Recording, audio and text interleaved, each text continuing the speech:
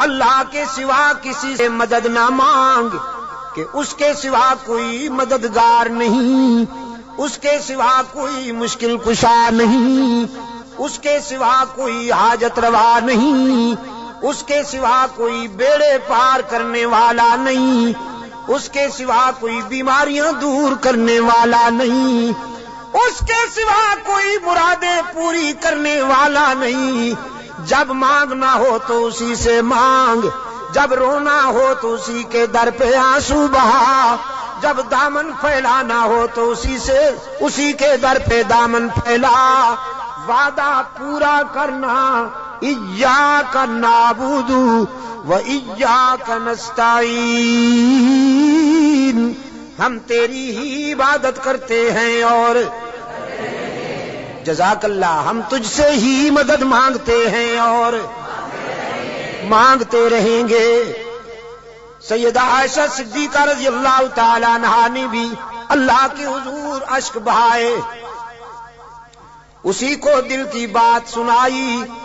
الہ العالمین منافقین نے میرے خلاف جھوٹے الزامات عائد کیے ہیں، میری کردار کشی کی مہم چلا رکھی ہے۔ اگرچہ یہ بات نئی تو نہیں، مجھ سے پہلے بھی معصوموں کے خلاف یہ پراپگنڈا ہوتا رہا، لیکن جب موسیٰ پر الزام لگا تو نے ان کی برات کا اہتمام کیا، جب یوسف پر الزام لگا تو نے ان کی برات کا بھی اہتمام کیا، جب مریم پر الزام لگا تو نے ان کی برات کا بھی اہتمام کیا۔ میرے معبود، آج تیرے محبوب کی عائشہ اشک بہار آئی ہے اور یہ فیصلہ کر کے آئی ہوں، جب تک میری برات کا اہتمام نہیں ہوگا تیرے در سے سر نہیں اٹھاؤں گی، سجدے سے سر نہیں اٹھاؤں گی، کسی اور کے در پہ نہیں جاؤں گی، تجھ سے ہی مدد مانگتی ہوں، تجھ سے ہی درد دل کہتی ہوں۔ رو رہی ہے سیدہ عائشہ صدیقہ رضی اللہ تعالی عنہا، کس کے آگے؟ اسی کے آگے رویا کرو، اسی کے آگے اشک بہایا کرو، اسی کے حضور دامن پھیلایا کرو، ساری امیدیں اسی سے وابستہ کیا کرو کہ اس کے سوا دامن بھرنے والا کوئی نہیں، دامن خالی کرنے والے بہت، بھرنے والا کون؟ دامن خالی کرنے والے بہت۔ بیٹھے ہوئے ہیں فنکار، جھنڈیاں لہرا رہی ہیں، زلفیں جا رہی ہیں، چادریں اوڑھی ہوئی، قبریں سجائی ہوئی، جھنڈیاں لہرائی ہوئی، چادر اوڑھے ہوئے بیٹھے ہیں، جیسے آسمان سے اتری ہوئی چیز ہو گئی۔ اور سادہ لو انسانوں سے کہتے ہیں کچھ لے کے آؤ گے تو کچھ لے کے جاؤ گے، خالی ہاتھ آؤ گے تو خالی ہاتھ جاؤ گے، لیکن اس کے در رحمت سے صدا آتی ہے کچھ نہ لے کے آؤ، سب کچھ لے کے جاؤ، خالی ہاتھ آؤ، دامن بھر کے جاؤ۔ قال ربکم ادعونی استجب لکم ان الذین یستکبرون عن عبادتی سیدخلون جہنم داخرین۔ دنیا والوں سے مانگا جائے تو ناراض ہوتے ہیں، نہ مانگا جائے تو خوش ہوتے ہیں، لیکن یہ داتا وہ ہے کہ یہ مانگنے والوں سے خوش ہوتا ہے، نہ مانگنے والوں سے ناراض ہوتا ہے۔ ان الذین یستکبرون عن عبادتی، یہاں مفسرین نے لکھا ہے عبادتی سے مراد ہے جو مجھے پکارنے میں گریز کرتے ہیں، کیونکہ پکارنا عبادت ہے۔ پکارنا پیرا مدد کر، شرک کی تس، کہ کی تس شرک کی تس، کیونکہ پکار عبادت ہے، پکار قال ربکم ادعونی استجب لکم، تمہارا رب کہتا ہے مجھے پکارا کرو میں تمہاری دعاؤں کو قبول کرنے والا ہوں، ادعونی استجب لکم، مجھے پکارا کرو میں تمہاری دعاؤں کو قبول کرنے والا ہوں، ادعونی ان الذین یستکبرون عن عبادتی، یقیناً وہ لوگ جو مجھے پکارنے میں گریز کرتے ہیں، مجھ سے مانگنے میں گریز کرتے ہیں، سیدخلون جہنم داخرین، ذلیل ہو کر منہ کے بل گھسیٹ کر جہنم میں ڈالا جائے گا انہیں۔ تو کسے پکارا جائے مشکلات میں؟ قادر کو یا عبد القادر کو؟ ذرا حرارت فضا میں تحلیل کر دو، ہاں ذرا حرارتیں، یہ گرمی فضاؤں میں تحلیل کر دو، اور پھر اللہ سے دعا کرو کہ یہ فضائیں پھیل جائیں اور بھی کے بیماروں کو اللہ شفائے کاملہ عطا فرمائے۔ مشکلات میں کام آنے والا کون؟ روشن ضمیر نے کہا نہ مجھو از غیر حق یاری، کہ لا فتح اللہ یقیدانم دری عالم، کہ لا مسجود اللہ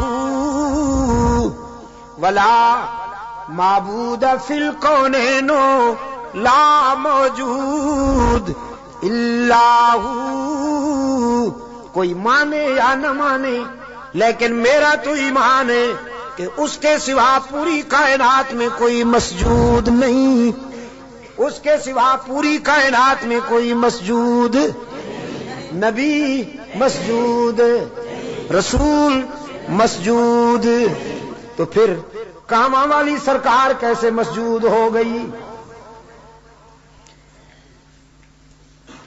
سبحان اللہ۔ قرآن کریم میں جگہ جگہ پر فکر انسانی کو متوجہ کیا گیا ہے کہ نیاز مندیاں، اپنی زمین کی نیاز مندیاں اللہ کے لیے وقف کرنی ہوں گی۔ فرمایا لعن اللہ الیہود والنصارى، اللہ کے رسول صلی اللہ علیہ وسلم نے فرمایا یہودیوں پر، نصرانیوں پر اللہ کی لعنت۔ کیوں؟ اتخذوا قبور انبیائہم مساجدا، کہ انہوں نے نبیوں کی قبروں کو سجدہ گاہ بنا دیا۔ نبی کی شان زیادہ ہوتی ہے یا ولی کی؟ نبی کی شان زیادہ ہے نا ولی سے۔ جو نبیوں کی قبروں کا سجدہ کرے ان پر تو اللہ کے رسول نے لعنت بھیجی ہے، اور جو ولیوں کی قبروں کو سجدہ گاہ بنا لے ان پر، ہاں جزاک اللہ، یہی بات ہے، یہ عاشق بنے پھرتے ہیں۔ نبیوں اور رسولوں کی قبروں پر سجدہ کرنے والے ملعون، تو ولیوں کی قبروں پر سجدہ کرنے والے ڈبل ملعون۔ ڈبل ملعون نا؟ ڈب، اچھا ٹریبل۔ انسانی جبین کی عاجزیوں کے لیے حقیقی مسجود کون؟ ہر جگہ موجود کون؟ معبود کون؟ کارساز و دستگیر کون؟ حاجت روا و مشکل کشا کون؟ سیدہ عائشہ صدیقہ رضی اللہ تعالی عنہا نے آنسو بہائے ہیں اللہ کے در پر، درد دل سنایا ہے علیم بذات الصدور کو۔ سورہ نور آئی، قلب رسول پر وحی کی صداقت چمکی، فرمایا الخبیثات للخبیثین، والخبیثون للخبیثات والطیبات للطیبین والطیبون للطیبات اولئک مبرؤون مما یقولون لہم مغفرۃ ورزق کریم. پاک باز بیویاں پاک باز شوہروں کے لیے، گندی بیویاں گندے شوہروں کے لیے، پاک باز شوہر پاک باز بیویوں کے لیے، گندے شوہر گندی بیویوں کے لیے قرآن ہے. آپ سمجھے کہ نہیں؟ قرآن اور کلام فطرت ہے یہ. اگر اپنی بیوی کو پاک دامن رکھنا چاہتے ہو تو خود بھی پاک دامن رہا کرو، لیکن اگر تم تاڑ جھانک کرو گے تو ادھر بھی سلسلہ شروع ہو جائے گا، تمہیں معلوم ہو یا نہ ہو. سمجھے ہو کہ نہیں؟ کلام فطرت ہے نا قرآن کریم. قرآن کریم تو راز کی باتیں کہتا ہے، کلام فطرت ہے. فرمایا الخبیثات للخبیثین والخبیثون للخبیثات. ناپاک بیویاں ناپاک شوہروں کے لیے، ناپاک شوہر ناپاک بیویوں کے لیے. طے ہو گیا. والطیبات للطیبین. پاک باز بیویاں پاک باز شوہروں کے لیے، والطیبون للطیبات، اور پاک باز شوہر پاک باز بیویوں کے لیے. رب العالمین نے جرح کے لہجے میں سیدہ عائشہ کی وکالت کرتے ہوئے واضح کیا. جس نے اس عفیفہ کے کردار کو سمجھنا ہو، عائشہ کی عظمت کو سمجھنا ہو، وہ عائشہ کے شوہر کی عصمت کا نظارہ کرے. جس کا شوہر محمد معصوم، وہ بیوی کیسے نہ محفوظ. محمد معصوم ہے، عائشہ محفوظ ہے. جرح کے انداز میں رب العالمین نے برات کی. اولئک مبرؤون مما یقولون. میں اعلان کرتا ہوں کہ پیغمبر کی آبرو بے داغ ہے، نبی کی آبرو کا دامن پاک ہے. آپ میرے لیے اور میں آپ کے لیے اللہ کے حضور التجا کر دیں کہ اللہ دنیا اور آخرت کی کامیابیوں سے ہم کنار فرمائے.